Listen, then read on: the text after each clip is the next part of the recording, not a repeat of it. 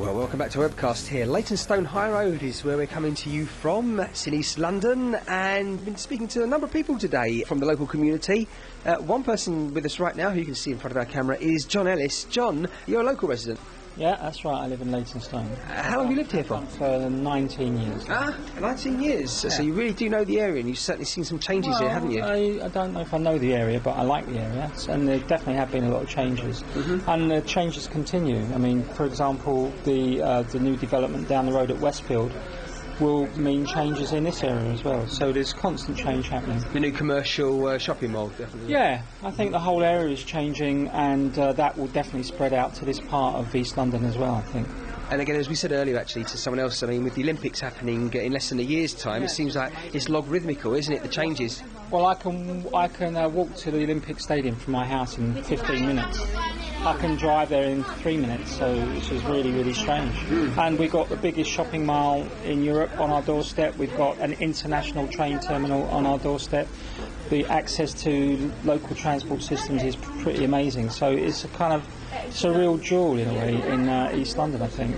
Plus the fact that you've got some Epping Forest is very close, and Wanstead Park, some beautiful environments. You've literally got the best of not just both worlds, but a number of worlds, haven't you? As you say, city. Amazing. Yeah, Docklands is just down the road as well. So it's actually quite an amazing place, really.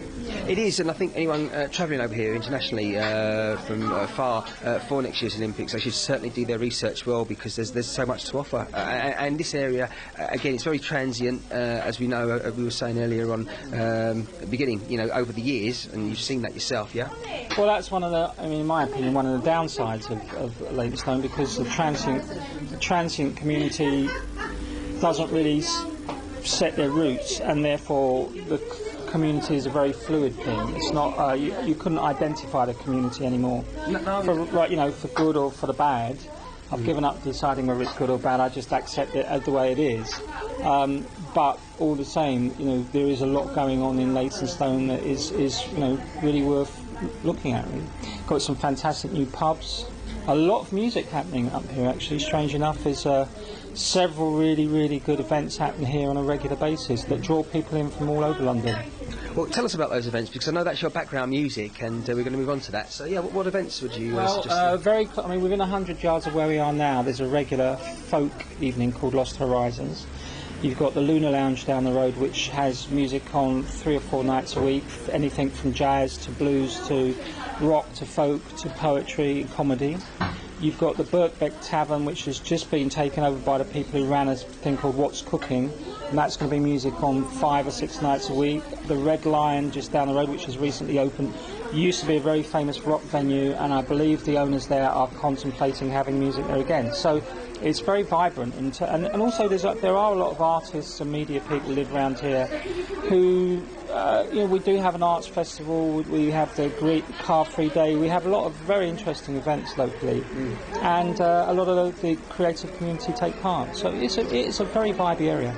Sure, it is. Taking you back to the point you're making earlier about it being transient, not necessarily a positive thing, I certainly see where you're coming from, and I do to a degree agree with that, because obviously, as you're saying, it doesn't give people enough time really to sow those seeds and for the development to take place before they possibly move on and the community moves on. There's all kinds of downsides to a transient community. You get a lot of fly tipping, for example, which I believe is the fact, because so many people move in and out of flats, they simply dump what they find in the flats.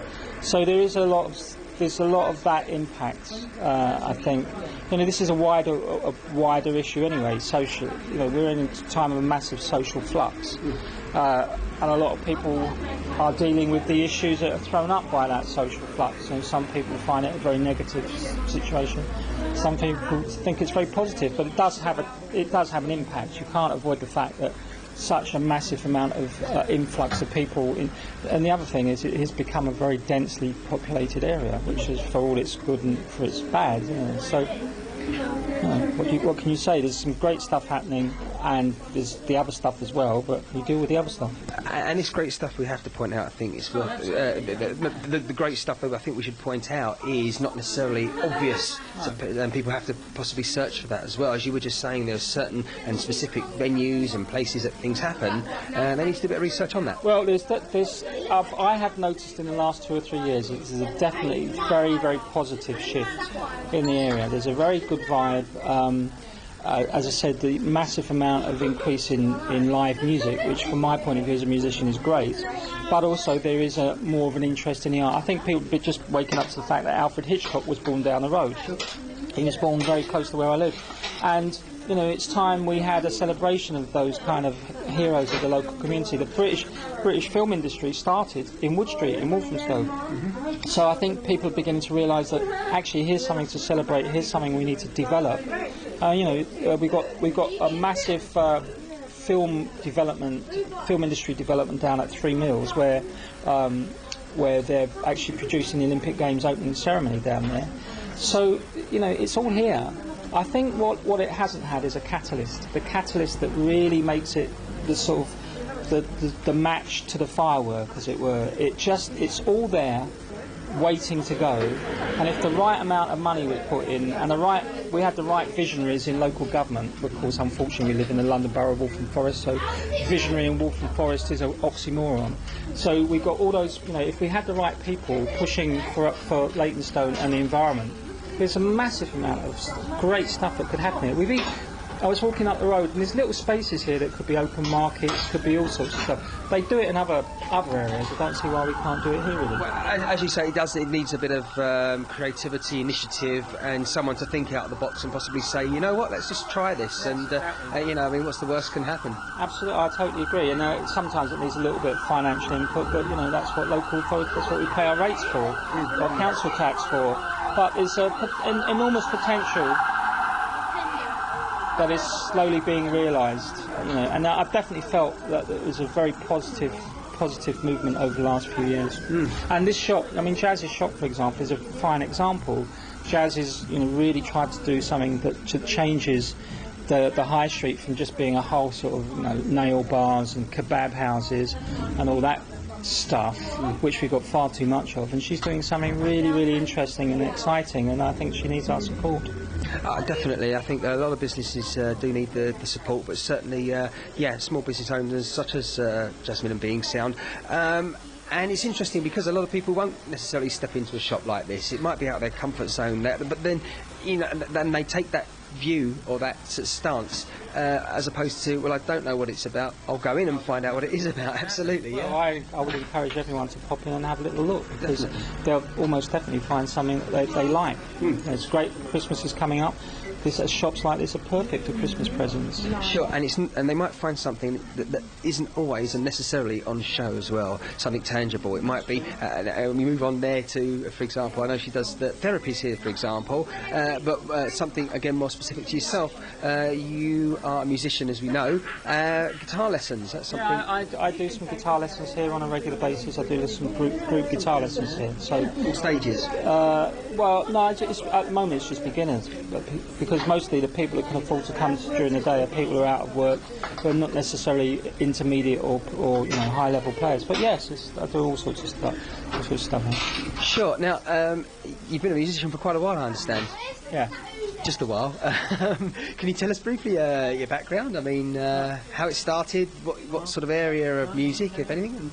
Well, it started accidentally because I was really studying art, and at the time I was studying art I had a little band and we got a record deal, and it lifted off from there, and I ended up playing with all sorts of interesting British artists such as Peter Gabriel, the Stranglers, Peter Hamill, and so I've managed to have 35 years as a professional musician with all its ups and downs. Fantastic, and as you say, there's plenty of people in the arts in the area. You're obviously one of them, as well as just being a local resident, certainly, and a lot. You've got people like Jonathan Ross is from this area, Damon Albarn is from this area. David Beckham, not too far David Beckham down the road went to school opposite me. You've got people like Grayson Perry, the very well-known famous artist who comes out of Walthamstow. I mean, I think if you did some research in this area, you'd be amazed how many really, really quite famous. And as I said, Alfred Hitchcock was born down the road. Sure. So it's an interesting area. Absolutely, yeah. Well, that's it. Get on down to Leytonstone E11. That's East London. Check it out. Get a map. And worst case scenario, if you're still confused, try a tube map, because it's on the right-hand side of the map, sort of in the yes, right-hand top corner, really, isn't it? So near the end of the central line. Definitely, and that's the best end of the central line, of course. Absolutely.